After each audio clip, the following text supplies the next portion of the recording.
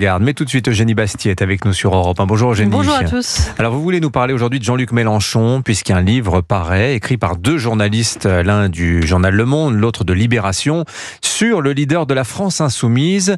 Ce qu'on découvre dans ce livre est assez édifiant, Eugénie. Oui, édifiant, mais guère étonnant.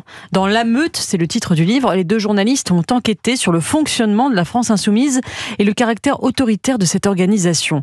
Le panorama est effrayant. On y découvre un fonctionnement pyramidal et sectaire, un leader qui ne souffre aucune contestation et aucune indiscipline. Il ne tolère que l'admiration totale, témoigne l'une de ses anciennes proches.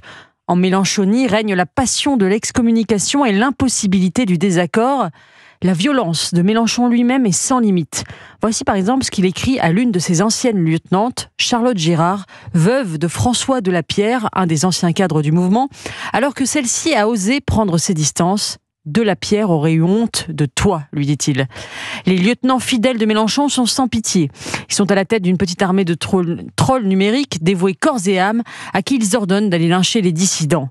Si vous émettez la moindre nuance ou la moindre distance vis-à-vis de la ligne du parti, vous êtes un traître ou pire, un ami des criminels de guerre, référence évidente au conflit israélo-palestinien, devenu l'obsession de Mélenchon et de sa clique. Alors justement, qu'en est-il de l'antisémitisme dans ce livre ? On connaissait les dérapages de Mélenchon sur l'antisémitisme résiduel, le CRIF ou Jésus mis en croix par ses compatriotes.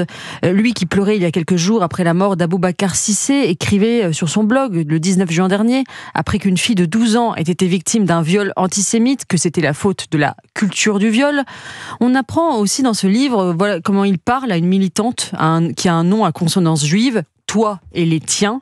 Il parle du lobby dont on ne doit pas dire le nom, surnomme l'une des autrices de l'ouvrage au nom hébraïque agente du Likoud. Raquel Garrido, elle, est surnommée Merkava, du nom des chars israéliens, car elle est jugée trop sioniste.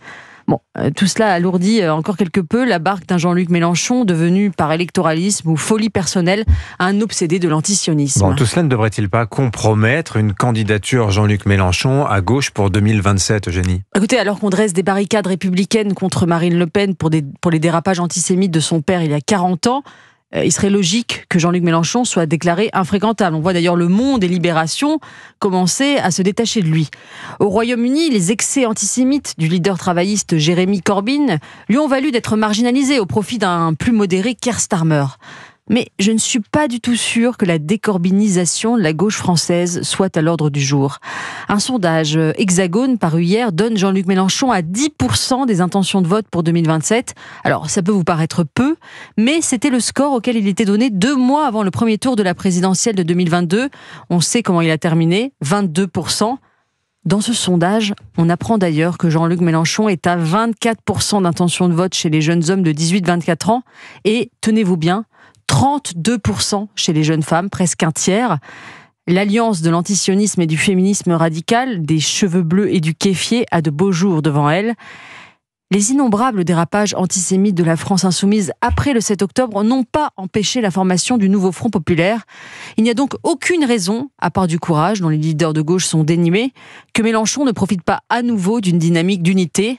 Les masques ont beau tomber, le marionnettiste de la gauche, c'est encore lui. Signature Europe 1, Eugénie Bastier, donc chronique autour de ce livre La Meute qui paraît donc demain, signé Charlotte Belaïch et Olivier Perroux, c'est ça, c'est ça. Oui, voilà. Merci de nous en avoir parlé ce matin, Eugénie. 8h38, dans un instant, restez avec nous. Pascal Praud nous rejoindra pour le sommaire de Pascal Praud et vous. Oh, invité à 11h, ça va vous intéresser, Olivier Delagarde. Chantal Goya, qui a fêté ses 50 ans de carrière. Non, je dis ça parce qu'il va être question... Vous cherchez là aujourd'hui. Là, il va être question là, de... Non, mais il va être question de bisounours dans votre revue de presse. Vous cherchez, vous allez voir, vous allez me trouver. Allez, à tout de Olivier suite. Delagarde, il écoute Pandi Panda tous les matins en venant à la radio. On en apprend des choses. Et Anissa, il y aura des baffes pour tout le monde. Allez, à tout de suite sur